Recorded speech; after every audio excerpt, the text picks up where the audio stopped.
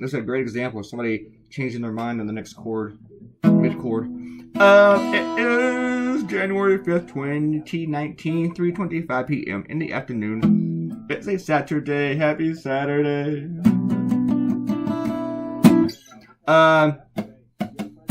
This is episode 338. What did I name this cartoon? I call this cartoon something. I called it Putin Talking Points. I was thinking of something else, but that's okay. Because I've used Putin's puppet so many times. Wow, I got 19 comments in the last video. 19. Remember that song from the 80s? 19. Probably not. Anyway, I just got out of the shower, so I'm kind of late jazzed. I don't know why. I think because I didn't take a shower yesterday, because I was so busy. So when I finally did, I just felt so good. So Donald Trump is, as you know, he is a traitor. He puts Russia's interests before ours. He's a real piece of crap. He doesn't care about America, only cares about himself or Putin's interests, because Putin probably has something on him, and he also idolizes Putin, you know. He wishes he was a strong leader like Vladimir Putin. I mean, he's always been complimenting Putin. He can't say anything to criticize the dude. He loves Putin. He loves him some Putin. But then he came out and gave this really... Well, first off, he did this whole rambling thing at cabinet briefing. Then he did it again the next day, just ramble, to where a lot of it didn't make sense. You would need a dumbfuck translator to tell you what he is fucking talking about. And out of all the questions that reporters asked him, one of them should have said, you know, are you on any new medication, or did you just recently get off any old medication? Because seriously, the guy is off his meds. But then he gave this explanation about Afghanistan, about why it happened, and that it's what destroyed Russia, and that Russia was being attacked by terrorists coming in from Afghanistan. No, that was us. And 20 years later, and that that's why the Soviet Union collapsed. But mostly he said Russia had the right to invade the Soviet Union. I mean, Afghanistan. The Soviet Union had the right to invade Afghanistan. And now, this is why we call the Soviet Union Russia today. It was like a dumbass history professor who never studied history. And everything he said was wrong.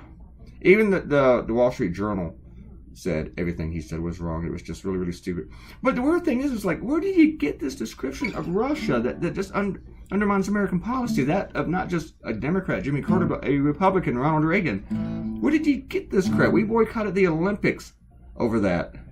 You know? It was a really, really, really big deal. Nearly 2 million civilians were killed in that war. Like 5 million were displaced or became refugees. It's just, I mean, people went to Iran as refugees. You know how bad it's got to be to go to Iran as a refugee? But Trump is out there saying the Soviet Union had the right to invade. It was the Brezhnev Doctrine. They invaded because they were trying to protect a puppet state. That's why they invaded. It came to Vietnam too. It was a factor in helping to bring down the Soviet Union, but it was not the thing. It was not the one. Afghanistan did not bring down the Berlin Wall, okay? But where did Trump get this? Because nobody in America advocates for this policy, or this belief. You know who does? Russia. Vladimir Putin has just trying to revise history. And it's weird that Trump is doing the same thing for Russia. Why? And where did he get this? When did Putin tell him this crap in their secret, non-recorded meeting with like no witnesses except for the translators in Helsinki? What is the deal with this, like, just bowing over in defense of Russia? I mean, he's not even just like defending Russia when people throw him a Russia question. He's going out of his way. Nobody's even talking about Russia. He goes up, let me bring up some stuff about Russia and defend Putin. A piece of crap. Alright, Anyway, if Putin told Trump, hey, the border wall is a bad idea, that's like the only person Trump would listen to.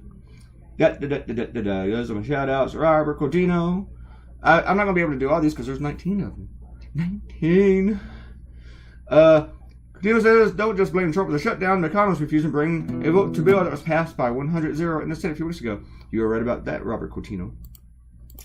Yeah, you should blame all these Republicans in the Senate who don't stand up to reopen the government. And Coutinho says, for those too young to get the reference, the GOP guys represent the Muppets who constantly boo the Muppet Show. Oh, it wasn't half bad. No, it was all bad. I love that one. It's just sad people don't know the Muppets. They're too young. Do you know why no Republicans will speak two non-contiguous times? Because they would be put in jail if they tried. That was Robert Coutinho. That's true. And yeah, here's one. You said that this cartoon went up really, really late. It did not. Actually, it did. Really, really late. Sorry about that, guys.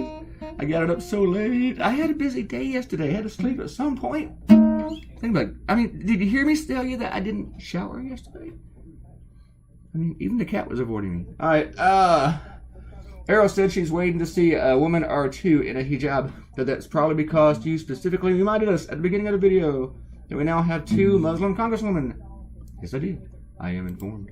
Arrow says, yeah, your clients still have to pay you if they use your services for 2 months before canceling. The problem is you'd have to sue them to get them to do so, and they know you're not going to bother.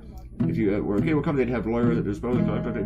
Yeah, you know, they're not the only ones to have done that. I've had people do that after like 8 months. 8 months. Okay, Akanta came in. She counted. She got like 138. TJ came in with the more conspiracy stuff, which some of this I actually want to take you on a little bit, but I don't have time now. And I'm not going to totally disagree with you either, TJ. Kenta, thank you for coming back, and thanks for counting 138 women. Yeah, I probably put more women in there than there actually are in Congress, but hey, some say I'm a dreamer. All right, you guys, you're going to get a new video tomorrow, because I'm going to do another cartoon, which I shouldn't be doing today. And I know the video is over, so I'm going to say goodbye, click the red button, see you later, goodbye.